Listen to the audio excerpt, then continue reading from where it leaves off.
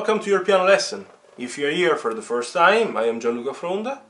If you want to discover interesting facts about me, you can watch an introduction video of the channel. I'm leaving the link in the description below. If you like the content of my channel, don't forget to subscribe. I'm aiming to publish 2 weekly tutorials. Now let's dive into the lesson.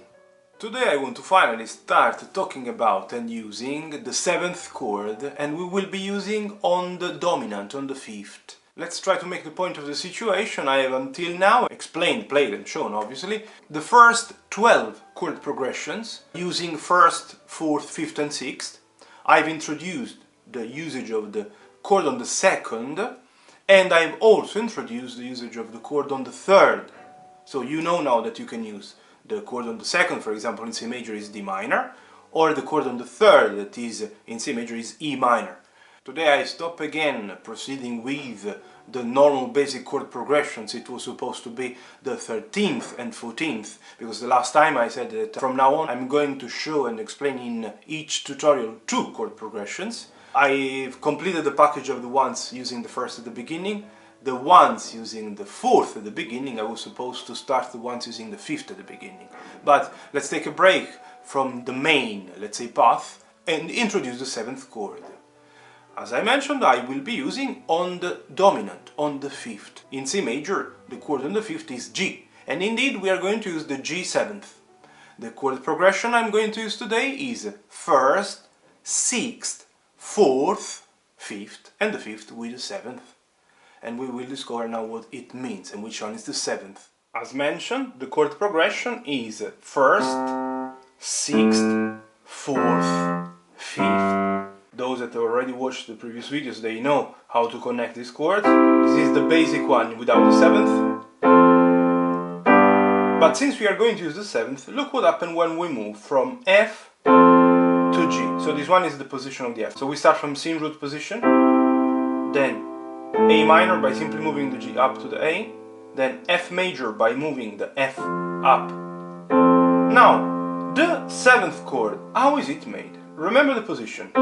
This is the position of the F, yeah? So the 7th is nothing less, nothing more, an extra note that you are adding, let's say, to the right when we refer to the G in root position. How it is made, the 7th?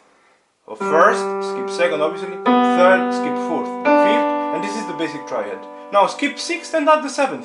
This is the 7th chord. But obviously of the 7th chord we can have many different positions. In root position the G7th is this. Take the G and push it up, you do the first inversion of the G7th. Take the B, push it up, you do the second inversion. If you take the D and push it up, you do the third inversion, because now having 4 notes you can have 3 inversions, plus the root position. But it is really likely that the dominant, the 7th chord, many times will miss one note. Which one is the note that is really likely that we skip? Is the 5th note of the chord. Not the 1st, not the 3rd. I say 3rd is the 2nd note of the chord, but is the 3rd of the chord. 1st, 2nd, 3rd, yeah? So if I say 3rd, I mean these. Or if I want to say the 2nd note, I will clarify. But if I say simply 3rd, I'm referring to the interval. This is the 3rd, B is the 3rd of G. Then, I said that I skip the 5th. 1, 2, 3, 4, 5. I skip these. Really likely that I skip, and let's see if it's the case. And I keep the 7th, because it's the note that is, let's say, the most important color now of this chord. And it is really likely that this is the situation that you are going to face, starting from this progression. The positions you might find are either these, or these, or, take this one, push it up, these. It is what is left of the 3rd inversion of the complete one, yeah? Obviously, missing the D, we don't see anything starting from the D, and from the D we said that we have the 2nd inversion. Anyways, let's now talk about practice. Let's go straight to the chord progression. I will play first, and I re-clarify what I was about to clarify with the explanation. So it will be exactly in this way now, starting from C major in root position.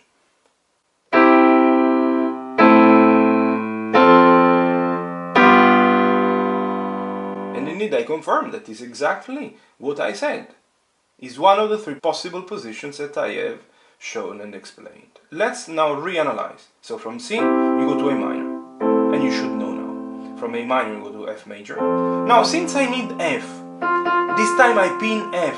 In the past we were saying that in between F and G there is nothing in common because they are two consecutive chords. But as soon as you start using the 7th, the F is held, and if is the second note, either starting from the top or from the bottom, has to be anyways the second note. And when I move down for the G7th, I simply push down A and C, that will become G and B, and holding down the G. And this is the way it looks like. I hope it's clear and you understood. I can start now from the first inversion, that will be.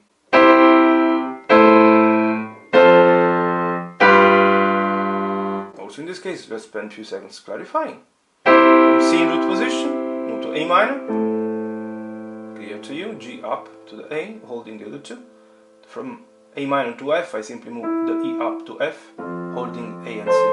And now I have the F, that is the most important note of the G7th. I hold it down and I move down A and C down to G and B. And this is the way it looks like. Now let's start from the second inversion.